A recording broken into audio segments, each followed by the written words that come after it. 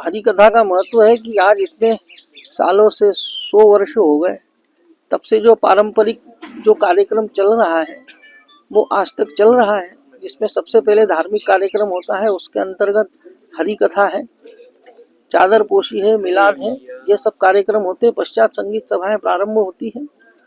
इसलिए इस अवसर पर इतना ही कहना है कि हरि कथा के द्वारा संगीतम मोहिनी रूपम, इस न्याय से भी भगवान को रिझाया जाता है। और ऐसे ऐसे महापुरुष यहाँ बैठे हैं जो साक्षात उस परमात्मा के स्वरूप में संगीत के द्वारा विलीन हो चुके हैं, तो उनके लिए ये सारा कार्यक्रम हरि कथा के द्वारा प्रारंभ होता है। तो हरि कथा भी संगीतमय होती है, इसलिए उसका महत्व है, वो काम चल रहा है। और इस अवसर के ऊपर हम सबका अभिनंदन करते हैं, ग्वालियर नगर के वासियों का। बड़े सौभाग्यशाली है जिनके नगर में इस प्रकार के महापुरुष यहाँ विराजमान हैं। और भी बाहर से आने वाले मेहमान, कलाकार, सुनने वाले श्रोता वर्ग हैं, कुछ लोग अव्याहत रूप से, नियमित रूप से यहाँ आते हैं, उन सबको बहुत बहुत बधाई, बहुत बहुत अभिनंदन। और 101वां जो उत्सव है इसके लिए सबको हार्दिक बधाई। तानसेन समारोह की अपनी अक्षुण परंपराएं हैं। सन 1924 में जो उर्स के साथ रियासत काल में तानसेन समारोह शुरू हुआ था, उस समय भी हरि कथा, मिलाद, चादर पोशी और कव्वाली गायन के साथ इस उर्स का जो तानसेन समारोह का पहला जो था वो शुभारंभ हुआ था।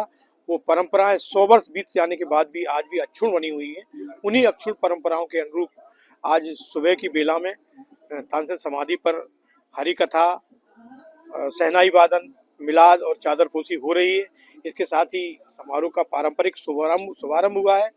जहाँ तक औपचारिक रूप से शुभारंभ का सवाल है तो आज सांध्य बेला में जो ऐतिहासिक ग्वालियर दुर्ग है, जो यहाँ पर कहा जाता है कि शून्य का पहला शिलालेख है, उसी ऐतिहासिक चतुर्भुज मंदिर की थीम पर एक भव्य विशाल जो मंच बना है तानसेन समाधि के समीप, उसी पर ब्रह्मनाथ के शीर्षक साधक देश और दुनिया के यहाँ आ रहे हैं। वो सुर सम्राट तानसेन को अपने गायन और वादन से श्रद्धांजलि देंगे। इमली के पेड़ की बात की जाती है, किस तरह की मान्यता है इमली के पेड़ की? ऐसी किंवदंती है कि जो सुर सम्राट की समाधि के नजदीक जो पेड़ जो खड़ा है इमली का, वो उस पे उसकी पत्तियां चबाने से लोगों के गले सुरीले हो जाते हैं। हालांकि ये पेड़ जो मूल पेड़ था वो अब नहीं रहा है, उनकी जड़ों से एक दूसरा पेड़ का उदय हुआ है, उसको सुरक्षित किया है जैसा आप देख रहे हैं। और इसकी जो यहाँ पर सुर सम्राट को श्रद्धांजलि देने ब्रह्मनाथ के शीर्षक साधक आते हैं, वो अपनी इस इमली के पेड़ की पत्तियां अपने साथ जरूर ले जाते हैं। और ऐसे ही जो संगीत का ककहरा सीख रहे हैं, वो जो नवोदित कलाकार हैं, वो भी इस पेड़ की पत्तियों को, इस इमली के पेड़ की पत्तियों को खाकर अपने गले को सुरीली करने का प्रयास करते हैं। पेड़ को संरक्षित भी किया गया है। पेड़ को संरक्षित निश्चित रूप से, ये हम सभी की जवाबदेही भी है। सुर सम्राट संगीत धानी ग्वालियर में सुर सम्राट की समाधि है, यहाँ से उन्होंने देश और दुनिया में भारत का, ग्वालियर का नाम रोशन किया है। उनके समाधि के नजदीक जो पेड़ है उसको संरक्षित करने का प्रयास पूरा किया गया है। बैरिकेडिंग्स भी की गई है, जाली लगाई गई है पक्की, जिससे कोई इसको क्षति न पहुंचाए। और हम सभी की भी जिम्मेदारी है, जो ऐतिहासिक स्मारक हैं उनको हम संरक्षित और सुरक्षित रखें। ये परंपरा और उत्कृष्टता को लेकर हमारा ये पूरा प्रयास है। और परंपरा के हिसाब से ही जो यहाँ पे हरि कथा भी हुई है, मिलाद चल रही है, और इसके बाद चादर पोशी कार्यक्रम होगा। और सायंकालीन सभा का जो मंचिक कार्यक्रम औपचारिक शुभारंभ होगा, उस पर हम लोग एक औपचारिक शुभारंभ करेंगे। उस पर माननीय मुख्यमंत्री महोदय हमारे वर्चुअल जुड़ पाएंगे, उसके साथ ही हमारे संस्कृति मंत्री उपस्थित रहेंगे और स्थानीय माननीय मंत्री और जनप्रतिनिधियों की उपस्थिति में कार्यक्रम हमारा प्रारंभ होगा। इस पे आज हम तानसेन अलंकरण और राजा मान सिंह तोमर सम्मान अलंकरण भी कार्यक्रम करेंगे, वर्ष 2024-25 के लिए भी होगा।